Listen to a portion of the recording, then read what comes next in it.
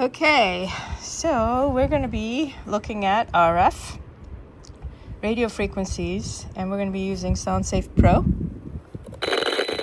So I have the volume up.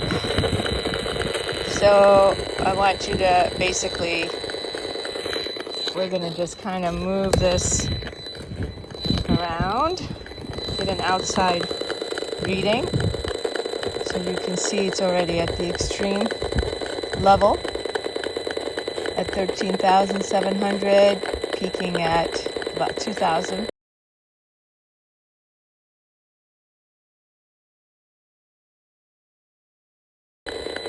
So we're going to go inside.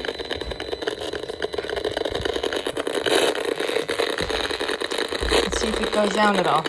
Let's see. It's actually,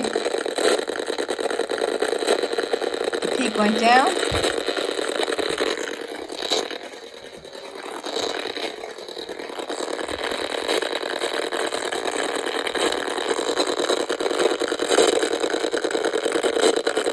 So here is the master.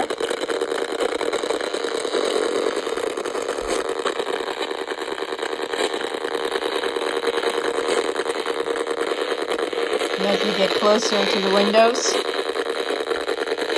so one of the suggestions would be to get something here to shield from the outside RF, because we're at 2,500 right now.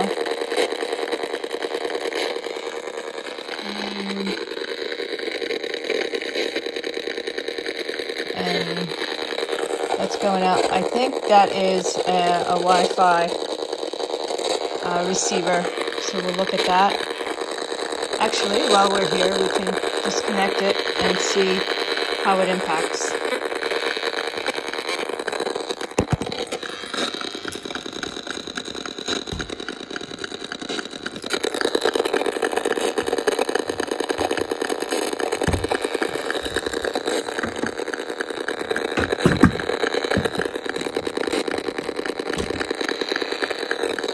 So I've disconnected everything,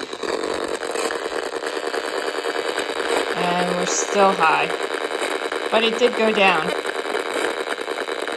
It went down, so you can see here the peak and the average. So we're looking at the peak.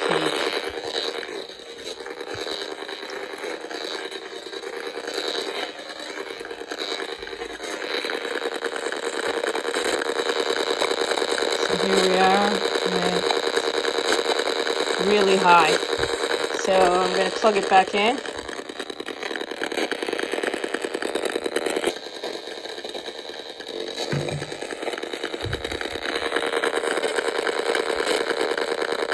So after I plugged everything in here, it didn't make too much of a difference because it's actually wired with coax. All right, so here, again,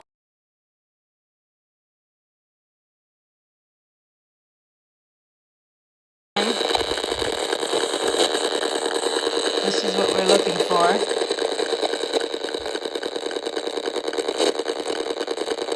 So we're past extreme. So let's walk through the house. All right, we have unplugged the router. I just pressed reset here, but you can see it's still very high. We're still over 1,000 at the peak. So when I plug it back in,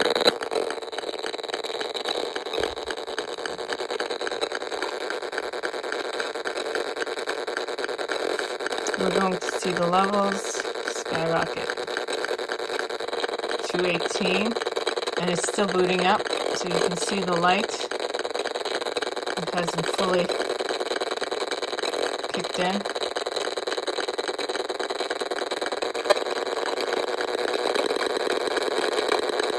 There it is. You can see it's green now, and look at the levels.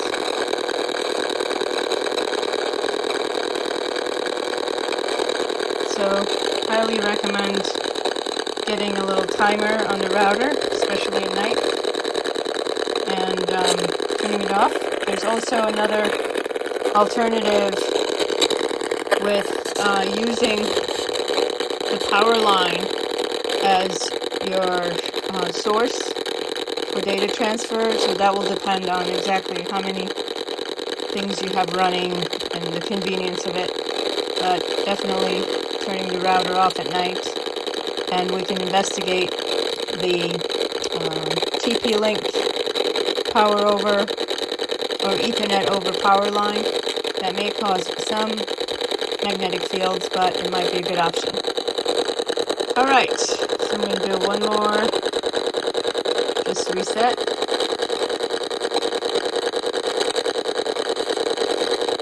And of course, as we get closer, it's even more.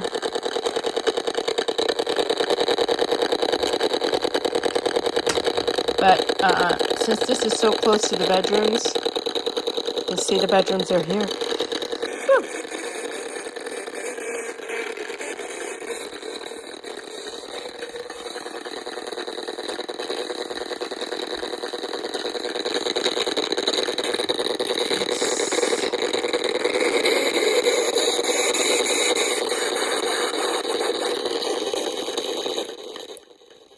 All right. So we're still at 4,000 or 5,000 in this bedroom.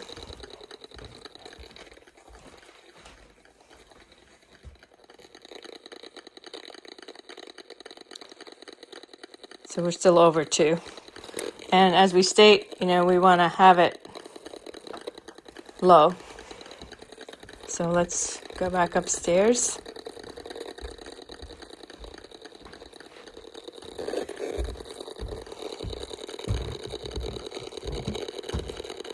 I also want to demonstrate the microwave, so we'll do that now.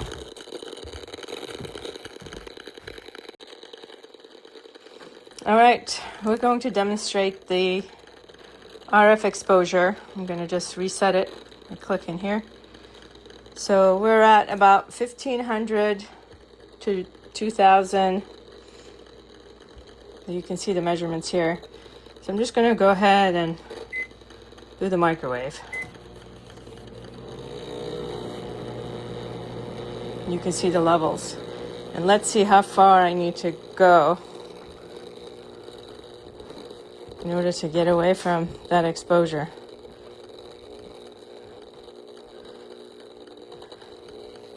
Even from here, still getting exposed. So that is something to be aware of and not use as often as possible. There are also others, especially standing here while you're cooking. It's not good. Okay, we're gonna do the living room. So let's just walk.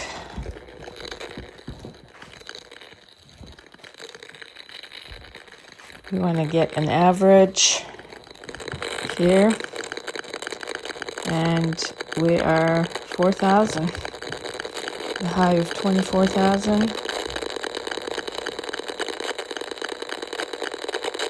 So you can see a lot of fluctuations actually, because there's a lot of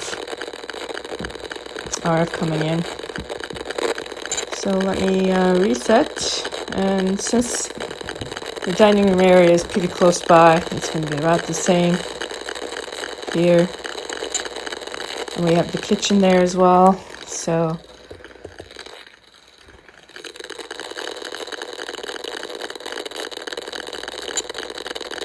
you guys can all see the different fluctuations.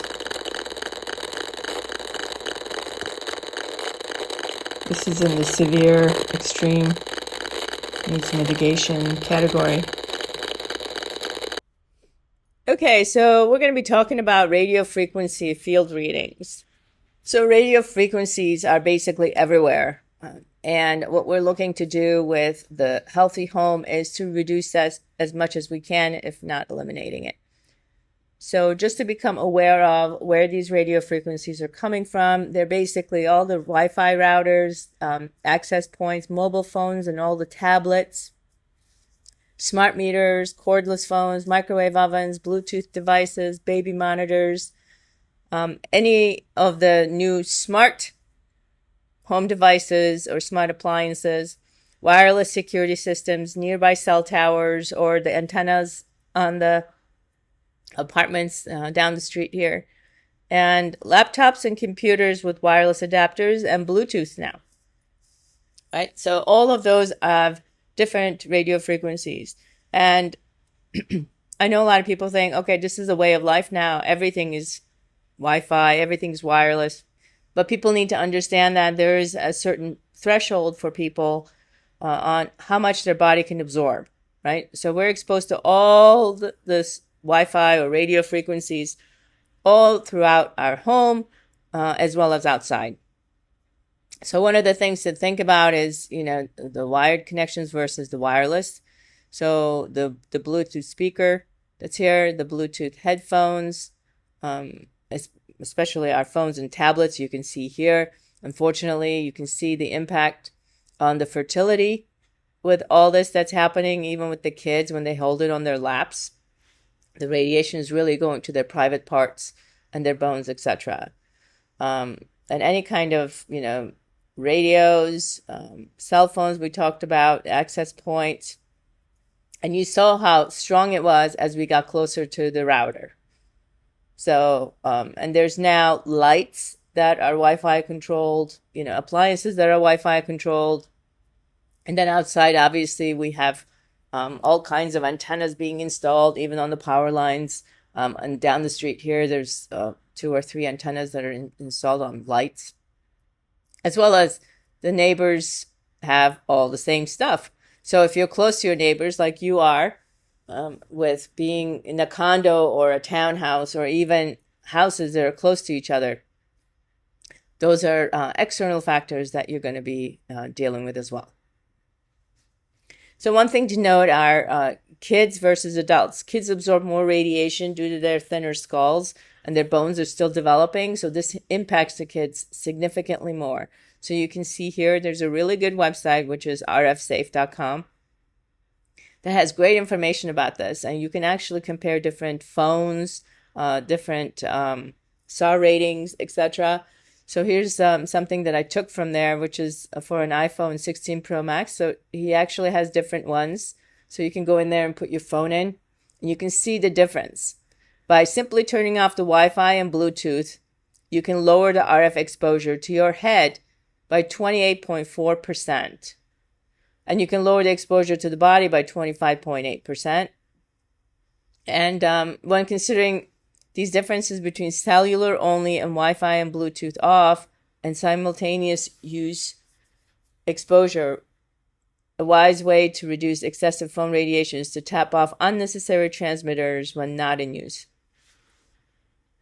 Additionally, when your phone is used as a hotspot, turning off the Bluetooth can actually reduce your exposure by up to 25.8%, according to the FCC SAR report. So you can kind of see that. I have the link there for that. Like I said, you can actually put different phones in here and actually see how much of a reduction it has. But just to show you that, just think of a barrel, that all this RF exposure just is adding onto that barrel. So we have layers and layers of RF exposure. And our body is constantly battling this. It's disrupting our body. So understanding how we can eliminate that will definitely help at least reduce the exposure. So the specific absorption rate is referred to as SAR. So you'll see that there. It's basically the rate at which body is absorbed by the human body when exposed to radio frequency electromagnetic fields. So there are studies, and there are over 4,000 peer-reviewed studies at the RF Safe. So that's really a good place to look at. Also the Bioinitiative report, which you will get. So you'll actually see that these really, really low ratings, and then you look at your phone ratings and where we are. So this is just some information for you, just to become aware that there is just high exposure levels, and everybody's different. Everybody reacts to it different. Some people can detox and rejuvenate a lot faster, but as you're getting older, or if they're young kids or pets, etc., they absorb things a lot differently. So potential health impacts, obviously neurological effects, so reproductive health and cancer risk. So these are things that are important for a lot of people, if especially if you want to create a healthy home. There are definitely different ways we can reduce that. So I have some references here, which you will get. And then also talking about pets are obviously a lot smaller. They get impacted by this information as well, because these waves carry information and disruption to our bodily system. It's a energetically not a good thing to be exposed to all the time.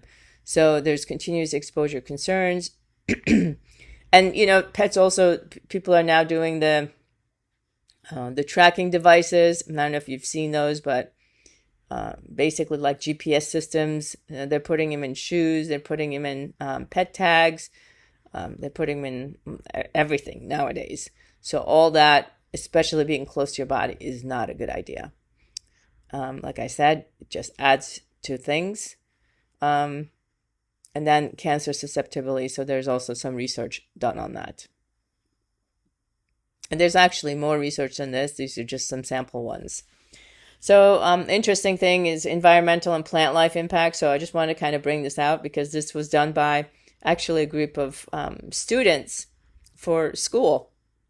I think they were middle school or high school students. So they put seeds next to the Wi-Fi router and then seeds away from the router, and the difference you see here. So biological impacts we can clearly see on plants and wildlife. Since the towers have gone off, the RF towers and the 5G towers that are impacting wildlife, bees were the first to get noticed. Birds are getting impacted. So these are things that we definitely need to have our nature be intact. So here's some more information on that. Again, what we're looking to do is to limit the exposure. If we could eliminate all of it, which is going to be impossible, I know that. But even if you're aware of how you can reduce it. So choosing wired options, keeping it away from your private parts, keeping it away from your body, making sure that the kids are aware of the dangers of it, the radiation, and just get them stands. Like for my son, we have a stand that he doesn't have to hold it. He can just put it on a stand and watch whatever he needs and turn off the things that's not needed. So there are different things. Obviously, the closer you are to the router, which we saw, as you got closer to the router, the more intense the radio frequencies are, because it's emitting multiple sessions, which we'll go over. And now there are lights, appliances, everything that is radio or Bluetooth controlled. So you want to limit as much of those as possible and turn them off when they're not in use, because like even the TVs have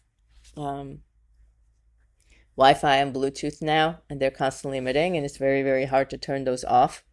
And if you do go in and turn them off, it voids the warranty. So there are specific challenges with the environment and where we're headed and the sensitivity. So hopefully as more people become aware of these things, they can make better choices. And externally, you'll see that even the power lines now have antennas installed. I did notice one on the light on the light pole there. There's antennas. Some of them are very, very hard to distinguish from nature because they want to hide them. But there's antennas. And I also saw that the apartment complex down the street has antennas on top of the apartment building. So your neighbors also have the same exact stuff. So if you're close by to your neighbors like you are here, or in a condo or someplace, even homes that are very, very close, you're going to get exposed to your neighbors' RF emissions. So here are some of the health impacts from the Bioinitiative report and an NIH study. So you can see the RF levels. And these are per centimeter squared. So we're looking at the meter squared, but look at how low they are. So you need to be aware of how the measurements are happening as well to have a good comparison. So you can see, if people have headaches, concentration difficulties, increased stress hormones, sleep disturbances, altered EEGs, increased cancer risk for long-term exposure, changes in sperm quality and reproductive health. Now, I know this is a big thing, so I have some links on that. Neurological effects and cognitive decline, and oxidative stress and DNA damage. So how do we reduce RF exposure? We basically limit the use of wireless devices. Ideal would be to use wired connections, such as Ethernet for internet, and wired speakers and wired headphones. And if you have to have those, maybe turning off the other things while you're using one or the other would be ideal.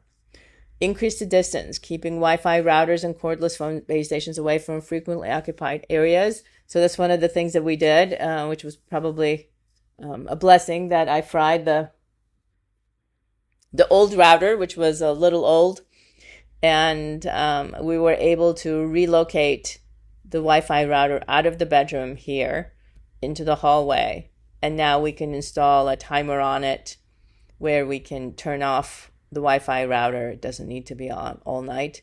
And then you can decide when you want the router to come back on. So at 8 o'clock or 9 o'clock, by the time everybody wakes up, it can come back on. But during the sleeping, at least you are reducing all that exposure to Wi-Fi. And we can actually put some signs here, saying, please put your phones on airplane mode while sleeping, stuff like that. Disable unused wireless. So we saw that. Even just turning off the Wi-Fi and Bluetooth when not in use will save you 25% exposure. Use airplane mode on mobile devices when wireless connectivity is not needed. So we're going to talk about RF shielding, if this is something that you're interested in. There's paint, there's fabric, there's curtains, there's film you can put on the windows that can reduce some of the exposure. But also know that if we shield and then people are bringing more stuff inside, then it might make things worse because they're trying to connect, and it's going to work harder to get connection. So those are the trade-offs, and understanding at what level we want to shield. But our focus is really the bedrooms. If we can do a good, safe bedrooms where you're healing, where you're recuperating, rejuvenating, that's what we're really looking for. Is we want to basically eliminate as much as we can in the sleeping areas. And smart meters and other high RF emitting devices can also be shielded. There's special shielding materials for them. I'm not sure if the HOA would allow that, but like I said, when we do come back and we measure again where we are with when everybody's here, we can talk about those things. Optimizing the router settings. So this is adjusting the Wi-Fi router's power settings to the lowest effective level. So scheduling the Wi-Fi to turn off during the night hours when not in use. A lot of them don't have this feature. That's why I was suggesting the outlet timer. So the outlet timer, basically you tell it what time to turn off the power, what time to turn it back on. So during the nighttime, it will turn off, and then by the time you need it in the morning, it will come back on. There's also 3 different sessions that most of these new routers are emitting. So they have a 2.4, a 5, and a guest session. So you don't need 3 different emissions. You just need one. So you can pick one or the other. And this is so like people will have, if they have guests staying, they don't want them to using their Wi-Fi router. So they have guest sessions. You'll see that in businesses. But you definitely don't need 2.4 and 5 at the same time. You can pick one or the other and then eliminate this one. So we can go over that. So these are just some ideas, wired options. You want grounded Ethernet cables if you are going to look at any kind of Ethernet for internet. Again, we want to reduce RF exposure, so you want to keep all this charging stations, etc., and put everything on airplane mode while they're charging. They don't need to be emitting anything, so people don't really think about all that stuff. But keep it away from your bedroom. As we saw during the body voltage, this adds a lot of not only RF, but it's also electric fields, which are detrimental to our health. And we already talked about this, but basically, if you're just going to use one thing or another, turn off the other ones. All right, so here are some options for RF shielding. So there are paints that are basically black. They look like tar. They have carbon in it that are used to block RFs. So some people are very, very sensitive and they want everything blocked. So this, again, if you bring things inside, then it's going to create even more of a problem, because now you have everything bouncing inside the house. So this is for more sensitive people. And because you have so many windows, just see, a silver film that blocks RF would be a better option. It would also block some of the sun coming into the house, but this would actually block some of the RF coming from outside. Another option is the fabric. This is a canopy made out of RF shielding material that you can use that will block the RFs just in the bedrooms. So this would be, basically a cocoon for sleeping at night. It would keep the RFs away. You would take, your phones and everything away. But this is another option. They're a little bit expensive, but, they last a really long time. And there are different types of fabrics as well, depending on the exposure. There are also now curtains that are basically made out of Faraday fabric. So I know you can see the price here. I left it here. They are expensive, but it's a one-time cost. So you can actually put that in your bedroom and block anything that's coming in. Of course, we would have to work on the inside RF exposure as well. But if the Wi-Fi is going down, you can actually block at night what's coming from outside as well. Because right now, even if we have the Wi-Fi down, you still have exposure coming from the outside. And then you can also buy your own fabric. So if you already have some person that can do the different curtains or the curtain styles or the colors you would like, if you don't like the options that are here, this is also available. They have 20 yards. They actually have a 50-yard one as well. You can get 20 yards for about $430. And I actually use these to shield other things. So you can actually create different things, such as, if you want to shield your pockets, if you have to have your phone in your pocket, this is a good way to at least shield that pocket. So there are some options with that as well. So it keeps it flexible. All right, so that's what I have. Depending on the desire and budget, we can talk about the RF shielding just to become aware of it, just to reduce it. We went over some ideas on how you can reduce it, become aware of it, because the exposure is pretty high. And as we know, we don't even have all the people here right now. So with the meter, it's really good to check. We have cheaper meters that you can use to check the exposure. And if you're having some medical issues or fertility issues and stuff like that, this is a good thing to really think about. And always keep the phone away from your body. All right, I hope this was beneficial. If you guys have any questions, please like, comment, and leave questions below. And I hope to share more with you as we make progress throughout our neighborhoods and maybe even your home. Thank you. Make it a blessed day.